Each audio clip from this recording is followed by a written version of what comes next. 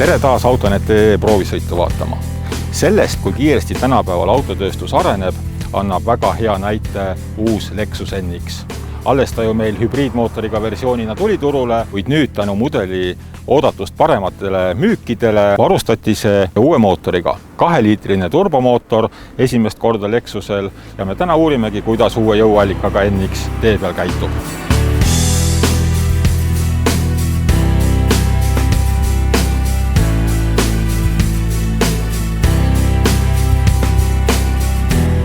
Esitlusel räägiti, et NX-i müük on tõepoolest olnud väga hea, kuid uuringud näitavad, et segment, mida NX püüdma peab, ehk siis noored, aktiivsed inimesed, et nende seas võiks olla nõudlust ka tavalise bensiinimootori järele, mitte ainult hübriidajami järele. See uus turbomootor on tõepoolest väga võimekas. Võimsuseks lubatakse 238 hobujõudu ja pöördemomendi maksimumiks 350 Newtonmeetrit. See kõik on seotud uue 6-astmelise automaatkäigukastiga, mis peaks tagama kooslusele väga vinged dünaamilised omadused. Ja tõepoolest, paberite järgi kiirendab see auto 100-ni kõigest 7,1 sekundiga. Arvestame auto tühimassiks 1600 pluss kuni 1700 pluss kilogrammi, ehk tegemist on üsna raske autoga. Paraku on tippkiirus elektrooniliselt piiratud ja seda tehakse märgil 200 km tunnis ning see on põhimõtteliselt seotud peamiselt sõiduturvalisusega. Tänapäeval on üks väga tähtis parameeter süsinikdioksiidi emissioon, mis sellel autol paraku ulatub siiski 178 grammini kilomeetri kohta. Kuna NX-i disaini me oleme varasemalt juba vaadanud, siis täna me sellest pikemalt rääkima ei hakka, vaid piirdume just nende tehniliste uuendustega, mis nüüd uue mootoriga seoses välja tulid. Kusjuures esitlusel räägiti ka seda, et tänu mitmete tehnoloogiate kasutamisele puudub sellel autol turboauk või on väga vähe tuntav.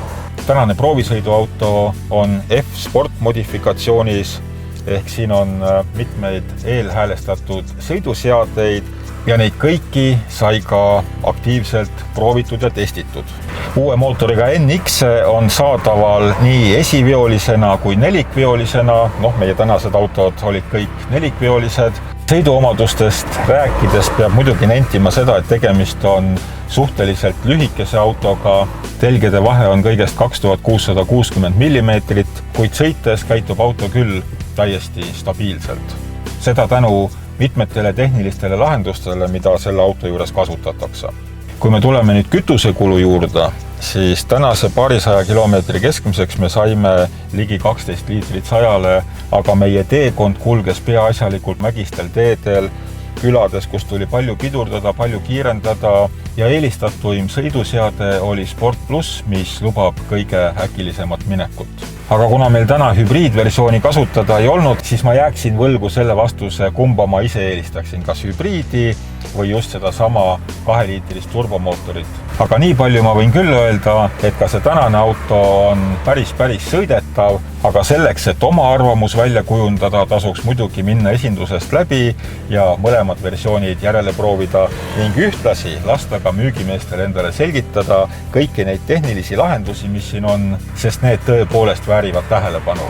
Näiteks üks nüanss, mida ma enne ei teadnud, et kõrgemates varustusastmetes pakutav Mark Levinsoni stereosüsteem suudab MP3, mis teatavasti on kadudega pakitud failid, taastada endise kvaliteediga.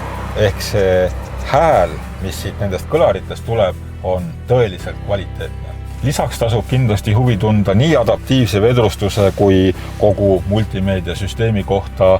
Lexuse insenerid on ära teinud tõepoolest väga suure töö selleks, et üks autosõit muuta niivõrd mugavaks, kui seda üldse teha on võimalik. Selline siis on uue jõuallikaga Lexus NX 200T. Loodetakse, et see tõstab müüki veelgi kõrgemale. Elame ja näeme teiega juba järgmisel nädalal. Seniks nägemist!